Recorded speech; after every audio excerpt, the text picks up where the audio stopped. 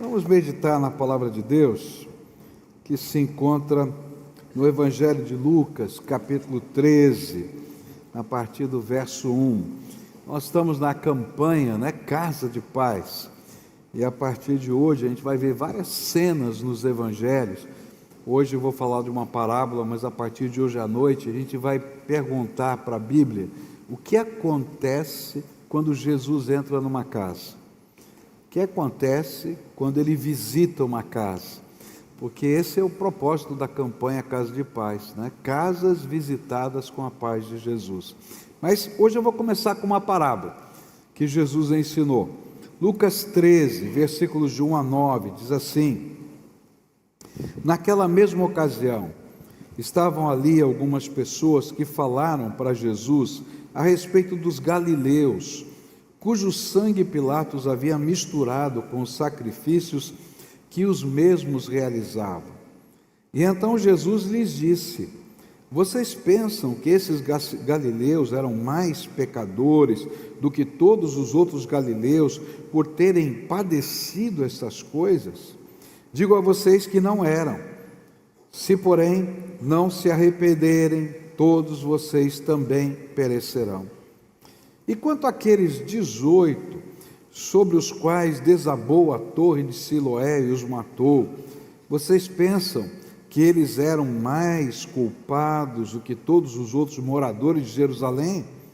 Digo a vocês que não eram, mas se não se arrependerem, todos vocês também perecerão. E Jesus contou a seguinte parábola: certo homem tinha uma figueira plantada na sua vinha, e vindo procurar fruto nela, não achou. E então disse ao homem que cuidava da vinha: já faz 3 anos que venho procurar fruto nesta figueira e não encontro nada. Portanto, corte-a, porque ela ainda está ocupando inutilmente a terra. Mas o homem que cuidava da vinha respondeu: Senhor, deixe-a ainda este ano, até que eu escave ao redor dela e ponha estrume, e se vier a dar fruto, muito bem; se não der fruto, o Senhor pode cortá-la. Pai querido, em nome de Jesus, o teu Filho, que nós estamos reunidos nesse lugar, pedindo a bênção do Senhor, pedindo a direção do Senhor. E nessa hora, quando vamos estudar a tua palavra, aplica a tua palavra ao nosso coração, segundo a tua vontade, dá-nos entendimento dela, abençoa-nos, Senhor, em nome de Jesus te peço. E nessa hora visita, Senhor, o Valnei que está lá no hospital, põe a tua mão de bênção sobre ele, cura aquele teu filho, em nome de Jesus nós te pedimos, amém e amém. Quando eu era garoto, minha avó tinha no quintal dela, o quintal dela era bem pequenininho, quase todo ele era cimentado, mas tinha um canteirinho assim, que tinha algumas plantinhas, e tinha uma figueira, lá na casa da vovó, e a figueira dava frutos, e eu amo figos, sempre amei figo, é a fruta que eu gosto, e eu ficava namorando os figos que nasciam na figueira, e às vezes eu ia lá e dizia para a vovó: vovó, tem figo lá? Eu disse: mas está verde, espera um pouquinho que vai amadurecer. E quando o figo amadurecia, ela separava para mim, e ela dizia: tem um figo para você, e aí eu ia comer o figo. Eu fico pensando que essa parábola que Jesus contou tem a ver com essa figueira que está no meio de uma parreira. Isso não era normal de se acontecer, não fazia isso. A parreira representava a produção, mas a terra da parreira era a melhor terra que alguém tinha, porque ele ia ganhar dinheiro com aquilo. Mas esse dono da terra separou um pedacinho, em vez de plantar uma parreira para dar uva, para a produção, ele plantou uma figueira. E eu acho que ele era que nem eu, gostava de figos. E ele queria comer o figo. E chegava naquela época, ele queria ver o figo. Porém, aquela figueira que estava na melhor terra da propriedade não produzia frutos. E esse é o contexto dessa parábola. Uma figueira que está no melhor lugar possível e que não produz os frutos que ela deveria produzir. E Jesus vai usar essa ilustração para ensinar alguns princípios, alguns valores para a gente, tão importantes. E ele começa, muito provavelmente, porque as pessoas queriam fazer perguntas para Jesus que colocassem Jesus numa situação de poder ser preso. Os líderes religiosos não queriam que Jesus continuasse o seu ministério. E muito provavelmente os dois assuntos que ele coloca logo nos primeiros 5 versículos tinham a ver com uma pegadinha que estava sendo preparada pelo povo, pelos líderes, para colocar Jesus numa dificuldade. E eles colocam então 2 situações. Uma situação de grande opressão, onde Pilatos provavelmente mandou matar um grupo de galileus dentro do templo. Isso era um sacrilégio, porque era um lugar sagrado, não se entrava no templo para prender ninguém. Quando alguém segurava nas pontas do altar, ninguém podia prender, mas Pilatos mandou entrar no templo, não somente prender, como matar aqueles galileus. E a pergunta era: por que isso aconteceu dentro do templo? E a pegadinha era: olha, se ele falar mal dos galileus, Jesus está condenando o povo da terra. Se ele falar mal de Pilatos, ele está se insurgindo contra Roma. Deu para perceber a situação? Tinham 18 que tinham morrido num acidente, num aqueduto que Pilatos mandou construir. Era um aqueduto que ele mandou construir, e ele mandou construir e foi lá e obrigou que fosse pago o aqueduto da cidade com o dinheiro do templo, com os dízimos, com os impostos do templo. Havia um negócio chamado imposto do templo, que era um valor específico para a manutenção do templo, e ele pegou aqueles valores e aplicou na construção do aqueduto. E de repente houve um acidente nessa obra, nas torres que sustentavam o aqueduto, que também serviam para a proteção da cidade. E a pergunta era: por que aconteceu isso? Será que é juízo de Deus porque o dinheiro do templo foi usado? E aí virava uma crítica a Roma. Também era uma crítica velada aos próprios líderes que tinham sido obrigados a fazer aquilo. E então aquela era uma situação complicada, difícil. E é nesse contexto que Jesus vai contra um pensamento da teologia daqueles tempos. O pensamento era que coisas assim aconteciam com gente má. Era castigo de Deus. E Jesus está dizendo o seguinte: olha, presta atenção, porque se você não cuidar da sua vida, vai acontecer coisa pior com você. E aí ele conta essa parábola: porque o juízo de Deus se aproxima dessa nação, e se vocês não se arrependerem, todos perecerão, porque esse é o tempo da oportunidade. E aí Jesus conta essa parábola para ensinar para a gente algumas lições de vida. Então, qual é a primeira lição que Jesus queria ensinar com essa parábola? Ele vai dizer sobre não reconhecer o tempo da oportunidade sempre será prejuízo. Se você perder uma oportunidade boa na sua vida, pode ter certeza que você está tendo prejuízo. Essa é a primeira lição dessa parábola. Você já perdeu alguma oportunidade na vida e você ficou triste por isso? Quem já perdeu aqui? Levanta a mão. Ficou triste? Levanta a mão. Passou, né? Já foi. Muito bem. Eu já vi muita gente perder oportunidades incríveis. Você sabe quão difícil é entrar numa faculdade de medicina, não é verdade? Difícil. Eu já vi um moço ser jubilado da faculdade de medicina por causa do uso de drogas. Ele faltou a tantas aulas, que ele não conseguiu cumprir os seus estudos dentro do período acadêmico. E quando você extrapola o período acadêmico, você tem que fazer um novo vestibular, entrar, tentar compensar as matérias que você já fez, depende da faculdade você pode, depende não pode, depende da regra, tá? Aquele lá perdeu tudo, teria que fazer tudo de novo. Que tristeza para ele, para a família, nunca se formou.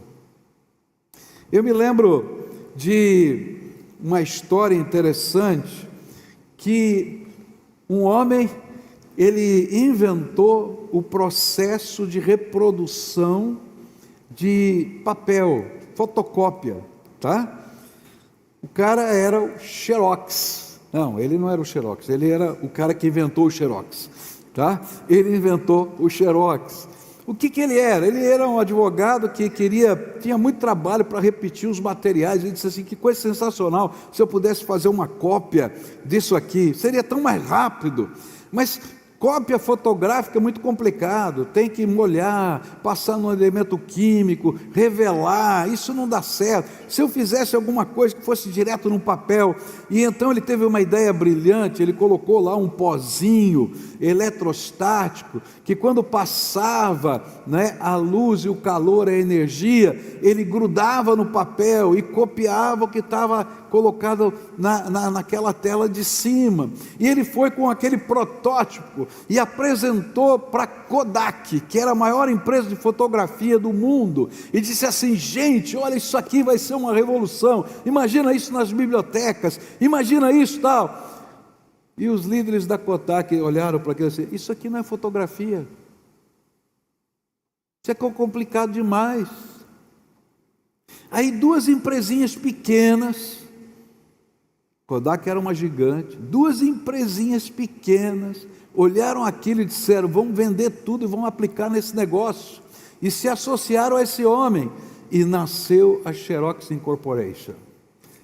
Anos depois a Kodak faliu e a Xerox continua até hoje. Oportunidades que passam e a gente nem percebe, passam diante dos nossos olhos. É disso que Jesus está falando. O pior é que algumas situações são irreversíveis. A oportunidade passa. E o que Jesus estava falando com a parábola? Ele estava falando dele mesmo. Uma das ilustrações bíblicas para Israel é a vinha de Deus, a parreira de Deus. Ele estava dizendo que uma figueira foi plantada na terra da parreira. E ele estava falando do seu ministério. Durante 3 anos, Jesus foi lá. O próprio Deus se encarnou, se esvaziou da sua glória para caber na forma humana e foi habitar entre os homens, onde? Ali na parreira de Deus. Milagres incríveis aconteceram. O maior pregador do evangelho em todos os tempos estava lá com eles. O próprio Deus estava lá encarnado. Mas aquela parreira não foi capaz de reconhecer a oportunidade de Deus na sua vida. E os frutos do arrependimento não aconteceram naquele lugar. Às vezes a gente está vivendo grandes oportunidades de Deus e a gente não percebe. Querido, se você nasceu num lar cristão, você está recebendo uma bênção de Deus tão grande, uma grande oportunidade. Desde pequenininho você ouviu falar da fé, você ouviu da palavra de Deus, você conheceu o poder da oração. Você não teve que migrar de uma cultura completamente diferente, como o budismo, como o islamismo, para entender que Jesus Cristo é o Senhor, o Salvador. Deus te deu uma bênção, mas às vezes a gente não consegue enxergar a oportunidade e a bênção de ter nascido num lar cristão. Se você tem um esposo ou uma esposa crente que ora por você, você é um abençoado, uma abençoada. Por quê? Porque tem alguém lutando diante de Deus por você todo o tempo. Mas às vezes a gente não é capaz de perceber a bênção que Deus está colocando na nossa vida. Se você é alguém que tem gente orando por você, e às vezes Deus é tão bom que coloca pessoas na tua vida que você nem entende por que estão orando por você. Porque a misericórdia de Deus é tão grande que Ele pega e mexe na vida de pessoas e diz, cuida desse aqui. E aí a gente fica lá como intercessor, com aquilo na cabeça, a gente ora, a gente escreve, a gente diz, porque você está lá no nosso coração, porque Deus colocou, você é um abençoado de Deus, porque você está sendo regado pelas orações de alguém. Se você está debaixo de um lar que vive esse temor do Senhor, você vai desfrutar dessa proteção que está sobre aquela casa. Se você está no meio da igreja, é porque Deus colocou você para derramar graça. Porém, a pergunta é, o que você tem feito com as oportunidades de Deus na sua vida? Às vezes a gente deixa passar as oportunidades e não reconhece o valor delas. E pode ter certeza, assim como nos negócios isso é prejuízo, na vida espiritual isso é um grande prejuízo. O que essa parábola estava dizendo é que Jesus está batendo na porta dos corações daquele tempo e de hoje. E se a gente não aproveita a oportunidade para abrir e se comprometer com Ele, a gente está perdendo a maior bênção. Não é Jesus que perde alguma coisa. Às vezes a gente é tão tolo, né? Eu vou fazer um favor para Jesus e vou buscá-lo. Você não está fazendo favor nenhum, Ele não precisa de nada. Quem está perdendo é você. E a palavra de Deus está dizendo, olha, Jesus está batendo a porta aí, não perca a oportunidade da graça de Deus na sua vida, se comprometa com Ele. Segunda lição dessa parábola, vem nos primeiros 5 versículos, diz assim, naquela mesma ocasião, algumas pessoas chegaram e começaram a comentar com Jesus, como Pilatos havia mandado matar os galileus, e no momento em que eles ofereciam sacrifícios a Deus, e então Jesus disse, vocês pensam que se aqueles galileus foram mortos desse jeito, isso quer dizer que eles pecaram mais do que os outros galileus? Ele vai citar depois lá de Siloé, e assim ele diz assim, de modo nenhum, eu afirmo a vocês, que se não se arrependerem dos seus pecados, todos vocês vão morrer como eles morreram. Eu já expliquei para você as razões políticas que estavam lá, mas eu queria colocar para você o que está por trás. O que Jesus está dizendo na prática é, ninguém tem controle da sua vida. Você não sabe o que vai acontecer daqui 5 minutos. Ninguém tem controle da sua vida. Eu posso fazer meus planos, eu posso ter as minhas ideias, mas eu não tenho controle. Eu só tenho controle do agora, mais nada. Porque o que a Bíblia está dizendo é que a vida não nos pertence. Coisas acontecem que estão fora do nosso controle. Nós somos a figueira plantada na vinha, e o dono pode cortá-la a qualquer momento. Quem sabe quantos dias de vida ou anos de vida a gente tem? Eu posso imaginar, mas eu não sei.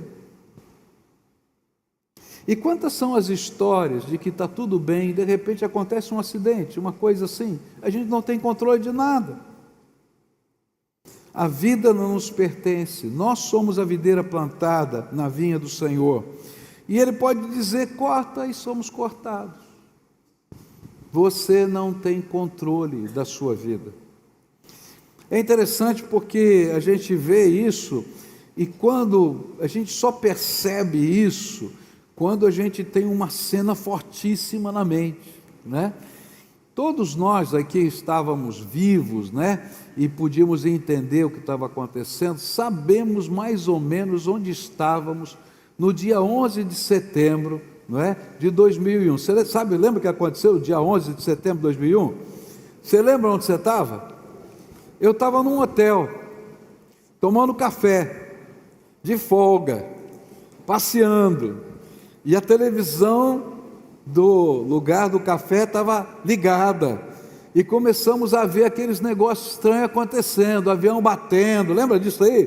Disse assim, será que foi um acidente? Será que foi um atentado? O que é que aconteceu? Aí veio o segundo avião, agora não pode ser acidente, está acontecendo alguma coisa, espaço aéreo fechado, e de repente aquele incêndio tremendo, lembra disso? Aí de repente começa a cair o prédio inteiro, meu Deus, caiu o primeiro. Interessante que naquele dia, era um dia normal, as pessoas tinham ido trabalhar normalmente, e de repente uma tragédia mudou a vida de milhares de pessoas, e naquele dia morreram mais de 3.000 pessoas naquele lugar. E o que eu quero dizer com isso é que a vida é incerta. Eu não sou dono de nada. Teve um homem que chorou na televisão porque ele ia pegar aquele avião, não sei se você viu isso, e ele teve um problema e não deixaram ele entrar no avião, e ele ficou brigando com a companhia aérea, e depois ele chorava dizendo, graças a Deus que eu não entrei naquele avião. A vida da gente é incerta, e é uma tolice não reconhecer essa realidade da vida. Há muitas pessoas que não aceitam essa realidade, e Jesus mesmo falou a respeito deles, que não percebem essa realidade, que não entendem. E Jesus falou de um homem que ele chamou de louco, que viveu a vida inteira esquecendo-se de Deus, porque não havia tempo para pensar em Deus na sua vida, porque ele estava trabalhando muito. Você conhece gente assim? Eu conheço um monte. Olha só o que Jesus falou, Lucas 12, versículo 20. Mas Deus lhe disse, insensato, esta noite te pedirão a tua alma, e o que tens preparado, para quem será? É aquela história daquele homem que estava produzindo muito no seu campo, e ele disse, olha, eu vou derrubar os celeiros, vou construir novos, vou guardar o dinheiro, vou guardar tudo. Ele falou assim, só que essa noite você vai morrer, meu amigo, vai acontecer o quê? E Deus está dizendo, que loucura, você está investindo a tua vida inteira em um projeto que não é eterno, e você não tem nada para a eternidade, tua vida é incerta. Mas Jesus não parou aí, Jesus falou dos lavradores maus, que mataram o herdeiro para ficar com a vinha. Ele diz assim, responderam-lhes, Mateus 21, 41, fará perecer miseravelmente esses maus, e arrendará a vinha a outros lavradores, que a seu tempo lhe entreguem os frutos. E o que Jesus queria dizer é que nós matamos as oportunidades, mas nós também matamos a própria mensagem do Filho de Deus, e o próprio Filho de Deus nos nossos corações e mentes, enquanto o trem da vida nos está levando rapidamente à presença daquele com quem estão em luta. Eu vou falar uma coisa horrível para você, mas é verdade, eu garanto para você. Você vai morrer, e eu também. Fala para quem está perto de você, você vai morrer. Agora fala para o outro, você também. Se tem uma certeza na vida, é que eu vou morrer e você também. Se Jesus não voltar antes, todos nós vamos morrer. Foi isso que Jesus estava falando. O trem da vida está passando, e ninguém sabe o dia da nossa estação. Meu primo veio a falecer com 15 anos de idade, num acidente. Ele estava numa bicicleta com o irmão dele de 14, e eles tinham ido para o sítiozinho do meu tio. Eles moravam no interior de São Paulo. E todo dia à tarde, eles iam tomar café com o meu avô que morava naquela cidade. Eles vinham do sítio, traziam umas frutinhas, traziam uns negocinhos diferentes, sentavam lá, a vovó fazia o café, e o meu tio vinha buscá-los, não é? De carro, saindo da universidade, que ele era professor da universidade. Ele vinha lá tomar café com a vovó pegava os filhos, eles deixavam a bicicleta lá e iam para casa. E naquele dia, voltando daquele sítio, naquelas estradinhas vicinais de terra, que parece que não tem perigo nenhum, um cidadão fugido da polícia entrou em altíssima velocidade naquelas vicinais, e a polícia atrás dele, e de repente, numa curva, colhem o meu primo de frente, e ele morre instantaneamente naquele acidente. O meu outro primo, que estava na garupa, perdeu uma das suas pernas. Na verdade, ele tentou salvar muitos anos, mas depois teve que amputá-la, não teve jeito. E nesse tempo eles estavam demorando. E o vovô estava sentado na varanda, bem cidade de interior, sentado na varanda, assim, e chegou o titio para esperar os seus filhos. E o vovô estava muito triste, bravo, porque ele não passou no exame do Detran, e ele que tinha sido motorista a vida inteira, de caminhão, de tudo que você pode imaginar, perdeu a carteira. E ele tinha um Fusquinha vermelho, 66, 6 volts, me lembro, tenho certeza, lindo, que ele polia, que era o carrinho dele, e ele triste, como é que pode? Tiraram a minha carteira, e reclamando da vida, quero morrer, não tem sentido a minha vida. Aí o titio chegou para ele e falou assim: pai, a vida não é assim, a vida é como um trem, a gente está embarcado nesse trem, e cada um desce numa estação, só que a estação que me foi destinada, não é você que escolhe, é Deus. Então o senhor vai ficar até a estação chegar. Nesse mesmo momento, o filho dele estava morrendo. E essa foi a palavra de Deus para ele de consolação, que Deus estava dando de antemão. Sabe, ninguém sabe o dia nem a hora, e é isso que a Bíblia está dizendo, mas é uma grande tolice perder as oportunidades que Deus está nos dando. E nós precisamos reconhecer que nós pertencemos a Deus. Isso se faz quando a gente se submete a Ele. A figueira não podia fazer nada contra a decisão do proprietário. E ninguém pode fazer nada contra a decisão do proprietário. Mas eu posso ser aliado do proprietário. Eu posso ter comunhão com Ele. E assim acontece com a nossa vida. Há muitos, Deus já disse esse ano, chegou o seu tempo e levou para a glória. Ou levou para a condenação. E a grande pergunta que a Bíblia faz para todos nós é: você está preparado para o teu encontro com Deus? Amós 4,12 diz assim: portanto, assim te farei, ó Israel, e porque isso te farei, prepara-te, ó Israel, para te encontrares com o teu Deus. Você tem um encontro marcado com Deus.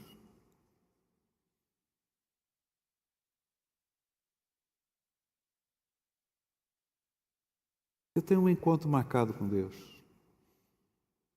Quer você queira, quer não. Não está no teu controle, assim como a vida não está no teu controle. E a pergunta é: você está pronto para isso? Porque a única maneira da gente estar preparado é quando Jesus Cristo é Senhor e Salvador da nossa vida. Quando Ele está dentro do nosso coração, quando Ele nos ensina a viver aqui para a glória dEle. Quando a gente aprende a ver as oportunidades da graça que Ele está abrindo para nós. Jesus é o único preparo. E é por isso que Ele diz: que loucura é você perder a oportunidade quando eu bato na porta do seu coração. Terceira e última coisa, versículos 8 e 9. Mas o empregado respondeu: patrão, Deixa a figueira ficar mais este ano. Eu vou afofar a terra em volta dela e pôr bastante adubo. E se no ano que vem ela der figos, muito bem. Se não der, então mande cortá-la. Eu acho tremendo porque nesse momento, nessa figura de linguagem, nessa parábola, ele olha, não vê fruto, a terra boa está lá, tinha tudo para dar fruto, é a melhor terra que podia existir. E ele diz, vamos cortar, não funciona. E aí vem a intercessão do agricultor. Diz assim, dá mais um ano. Dá mais um ano. Eu vou cavar em volta, eu vou revirar a terra, eu vou colocar adubo, eu vou preparar bem para que haja oportunidade. Dá mais uma oportunidade. Eu quero dizer para você que é isso que acontece quando tem gente orando por você. Se tem gente orando por você, tem gente batendo na porta do céu dizendo assim, por favor, Deus, dá mais uma oportunidade. Prepara de novo. Mexe na vida. Caminha aí. E sabe, essa é uma oração que chega lá no trono de Deus e nós temos um intercessor, um supremo intercessor, o melhor intercessor, o único mediador entre Deus e os homens, chamado Jesus Cristo. E porque ele morreu na cruz por mim e por você, quando ele ouve essa oração, ele olha para o Pai e diz, dá mais uma oportunidade, dá mais uma oportunidade. E muitos de nós estamos vivendo as oportunidades inusitadas da graça de Deus, por causa de Jesus. E o que ele faz durante esse tempo de misericórdia e de oportunidade? Sinais da graça de Deus começam a acontecer. Essa grande presente de Deus se manifesta também na forma de sinais de Deus. Às vezes ele começa a mexer na nossa vida. E às vezes a gente não entende por que Deus está mexendo na nossa vida. Deus começa a mexer na nossa saúde, Deus começa a mexer nos nossos negócios, Deus começa a mexer no nosso trabalho, Deus começa a mexer no nosso coração, Deus começa a mexer nos nossos medos, Deus vai trabalhando na nossa alma. E às vezes a gente não entende, fala assim, mas o que está acontecendo? Tudo estava organizado, estava bonitinho, ele está dizendo assim, você não tem o controle de nada. Eu sou o Senhor. Mas ele vem com graça, com misericórdia, com respostas, com manifestações do poder dele. Você vai ver o cuidado de Deus, você vai ver milagres de Deus ao seu redor, você vai ver livramentos do Senhor. Mas o pior é que às vezes a gente vê tudo isso, entende, até como livramento, mas não toma as decisões que precisa tomar. E perde a oportunidade. Às vezes Deus está revirando a sua vida, querido, e você não está percebendo que é Deus que está te chamando e falando bem sério com você. E o que Ele está esperando? É que haja no seu coração aquilo que a Bíblia chama de conversão, arrependimento. É quando a gente entende para onde a gente está indo e a gente diz, não, esse caminho não é o que Deus tem para mim. E conversão é dizer, eu vou para o caminho que Deus tem para mim. E a gente se arrepende de ter perdido oportunidades. Eu ouvi falar de uma senhorinha de 97 anos de idade, que se converteu lá no interior do sertão brasileiro, com 97 anos de idade. Passou uma vida toda. Mas essa mulher, depois da sua conversão, entendeu tanto o que Deus estava fazendo por ela, que ela está dizendo assim, agora que eu não vou morrer. Agora não, porque eu tenho uma missão. E ela já abriu vários grupos pequenos para evangelizar toda a sua família. Já levou a Jesus os seus filhos, está levando os seus netos, está levando os seus bisnetos, porque ela disse: eu não vou morrer enquanto não terminar a minha missão. E Deus está usando aquela mulher de uma maneira incrível, está dando uma lição de vida para um monte de gente naquela igrejinha dela, que uma mulher de 97 anos abrindo, imagina abrindo casa de paz aqui, tem um monte que não está abrindo não, vou ficar aqui, né, puxar a orelha aqui, tá? Oportunidade da bênção de Deus na nossa vida, de levar a graça do nosso Senhor Jesus Cristo.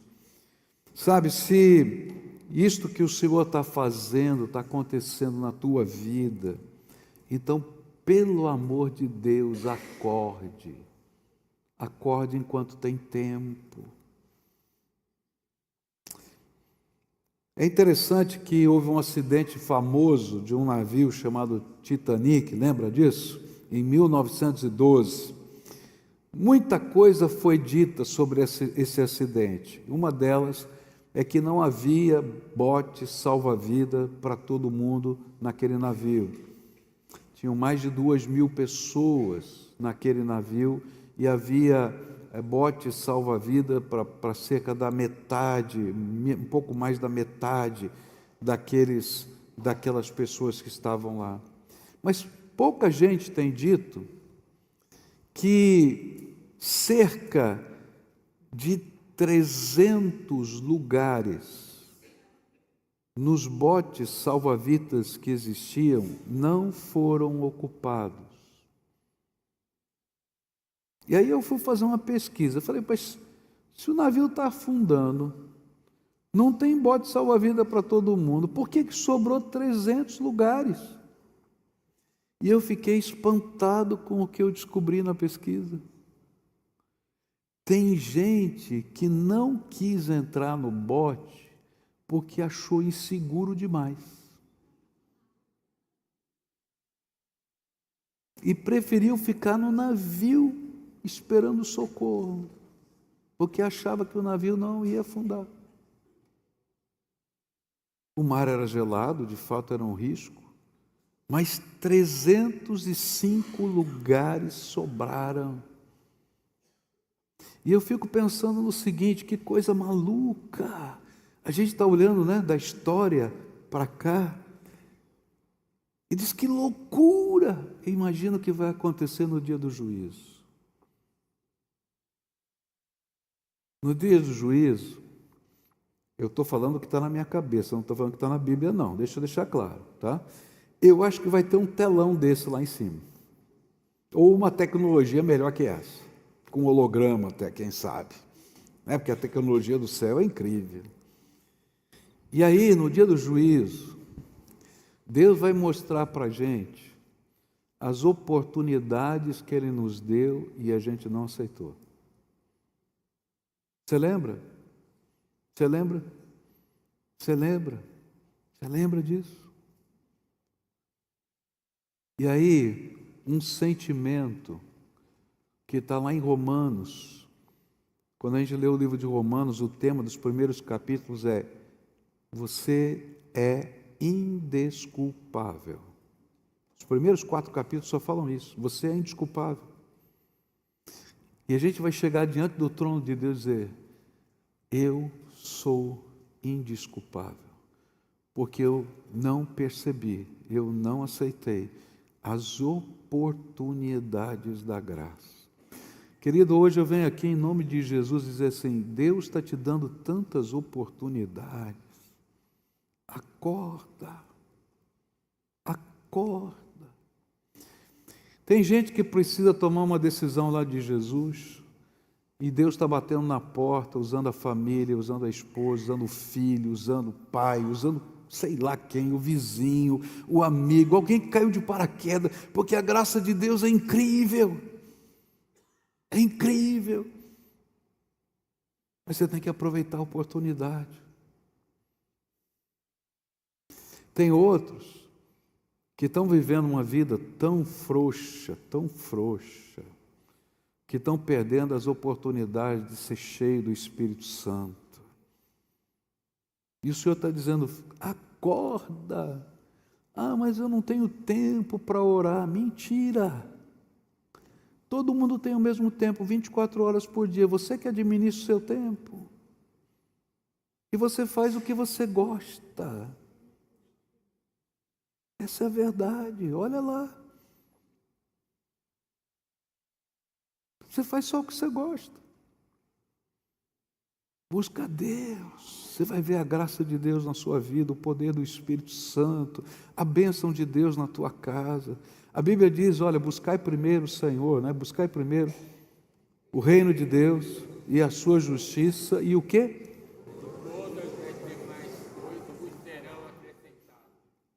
Tudo é tudo.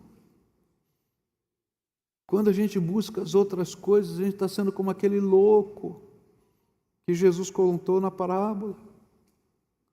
Nessa manhã eu vim aqui conversar com você seriamente sobre a oportunidade que Deus está te dando.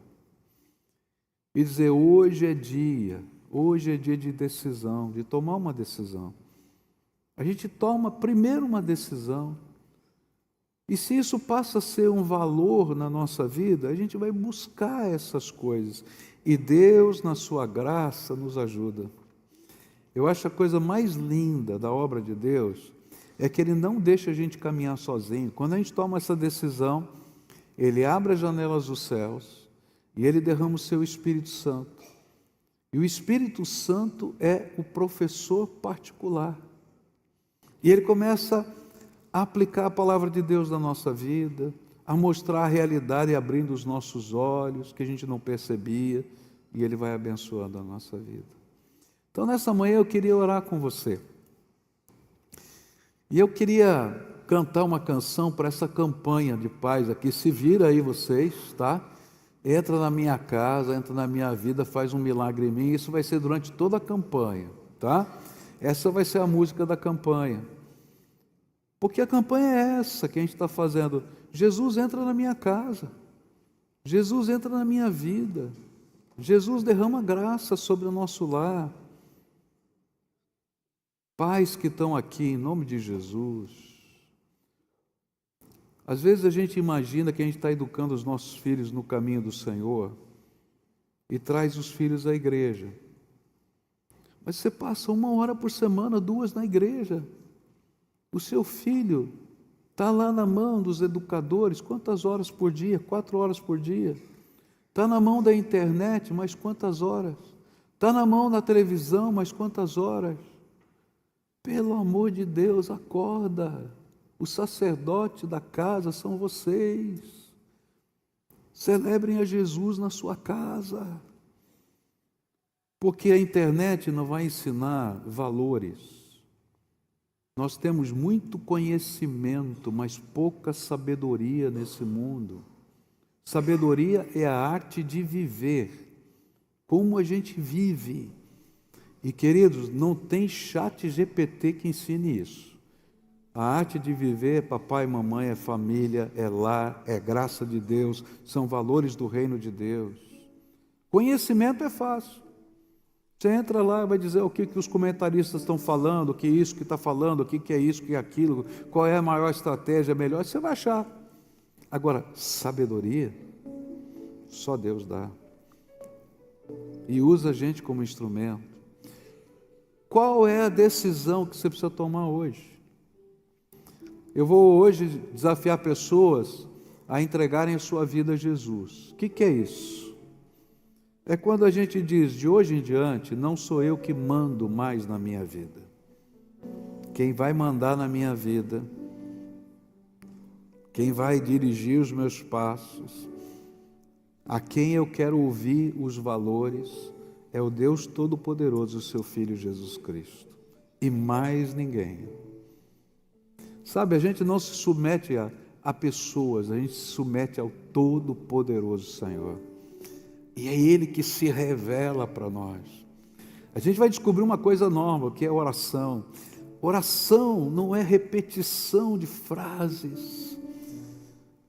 Oração é um diálogo com Deus, onde eu abro a minha alma e o Espírito de Deus me responde, fala. e eu posso experimentar a presença de Deus na minha alma. Eu posso levar tudo para Ele, e Ele vai trabalhar a minha alma como um pai trabalha o coração do seu filho. Isso é conversão. Mas eu vou também fazer um desafio aqui, porque existem crentes, membros da igreja, acomodados, está vivendo no automático, como se a gente cumprir determinados rituais, está tudo bem. Mas o Senhor não quer que você seja um cumpridor de rituais.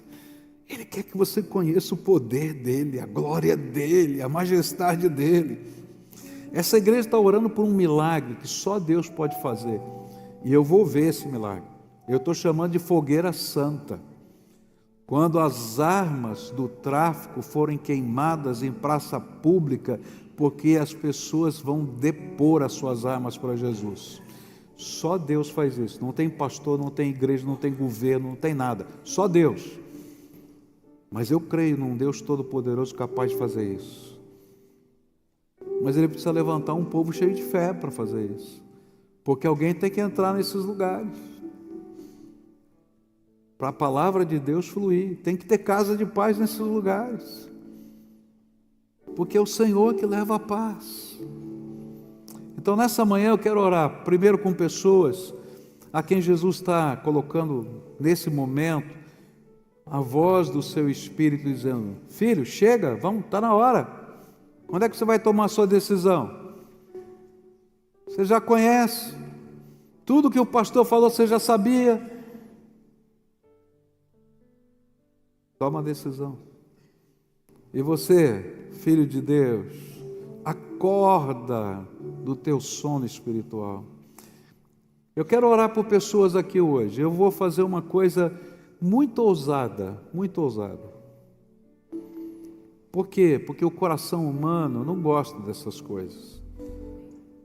Mas eu vou fazer de propósito. Porque se dentro de um templo, no lugar da oração, a gente não tem coragem de assumir compromisso com Jesus, não se iluda. Quando você sair por aquela porta, você não vai assumir compromisso nenhum. Vai ser uma grande falácia, uma grande mentira. Agora, se a gente tem coragem de assumir compromisso com Jesus num templo, num lugar de oração, então quando a gente sair, é muito mais fácil eu permanecer nesse compromisso com Ele. A gente sai da nossa zona de conforto para deixar que Jesus esteja confortável no coração da gente. Então, se você é essa pessoa a quem o Espírito Santo falou aqui nessa manhã, e você sabe o que Ele falou para você, e ninguém está aqui para julgar nada, está aqui para responder aquilo que Deus fala ao nosso coração. Então vai saindo do seu lugar aí da galeria, daqui de baixo, vai chegando aqui na frente e nós vamos dizer: Senhor, estou aqui. O Senhor falou comigo, ouvi a tua voz e eu estou respondendo. Eis-me aqui, pode, Senhor, fazer o que o Senhor tem para fazer na minha vida. Sou eu, Senhor, sou eu. Tem gente aqui a quem o Espírito Santo está falando? Vai levantando aí do seu lugar e vem para cá em nome de Jesus. Se tiver uma família, um cutuca o outro aí, diz: ó, nossa casa precisa de Jesus. Nós vamos fazer um pacto com Jesus. Tem povo de Deus aqui nesse lugar? Se tiver, vai descendo aqui da galeria, pode vir por aqui, viu, querida?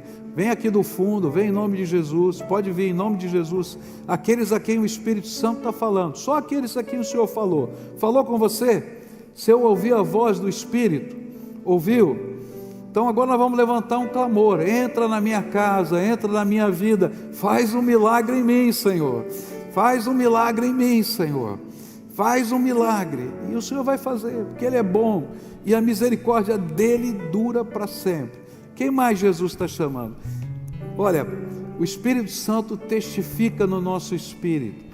E eu tenho certeza que Ele está falando com pessoas aqui hoje. Porque o Espírito Santo fala. Porque hoje é dia de oportunidade e bênção, e Deus quer fazer uma obra na tua vida. Vem para cá em nome de Jesus. Aqueles a quem o Senhor está chamando, pode vir em nome de Jesus, pode vir. Vem logo, logo, é o Senhor que está chamando, não é o pastor não, é o Senhor. É o Espírito de Deus que está falando. Venha, venha, em nome de Jesus, venha, venha. É hoje o dia, é hoje. Hoje é o dia da bênção, hoje é o dia da vitória, hoje é o dia da graça, hoje é o dia da misericórdia, hoje é o dia da oportunidade. Pode vir, em nome de Jesus. Tem mais gente que o Senhor está falando, pode vir. Querido, não deixa passar de novo, por favor. Mais uma vez, não. Isso. Vem aqui os intercessores, vão colocando a mão sobre essas pessoas para a gente levantar um clamor aqui agora. Podem vir para orar, tá? E a gente vai levantar um clamor aqui, tá? Nós vamos orar aqui. Primeira oração, eu vou te explicar como é que você faz, tá? Essa palavra sua com Deus. Você conhece o que Deus falou com você? Eu não sei, mas você sabe, o Espírito colocou na tua alma. Então você vai dizer assim: Senhor Jesus, fala assim, pode falar em voz alta: Senhor Jesus, eu hoje ouvi a tua voz e eu estou respondendo. O que o Senhor quiser fazer, faça na minha vida. Eu me entrego completamente ao Senhor. Agora eu quero orar por você. Pai querido, abre agora as janelas dos céus. E eu quero te pedir um milagre, Senhor. Que nesse momento o teu Espírito Santo seja derramado sobre esses corações. Que o Senhor derrame a tua unção. Que o Senhor derrame o teu selo. Que o Senhor derrame o teu avivamento. Que o Senhor derrame, Senhor, o entendimento das Escrituras. Que o Senhor derrame, Senhor, a percepção espiritual. Que o Senhor derrame, Senhor, a sabedoria do alto. Que a bênção do Senhor os acompanhe. Que a casa deles seja bendita. Que, Senhor, os negócios sejam benditos. Mas, acima de tudo, o coração deles seja transbordante da graça. Senhor, derrama a tua bênção. Derrama a tua bênção. Derrama a tua bênção, Pai. Ó Pai, testifica com o teu Espírito Santo no coração deles, que eles são filhos amados do Senhor, e que o Senhor tem um propósito abençoador na vida deles. Se há, Senhor, algemas de Satanás prendendo essas vidas, que agora em nome de Jesus sejam quebradas, Senhor, e que o Senhor confirme essa oração e essa mensagem com os teus sinais, prodígios e milagres na vida desses teus filhos.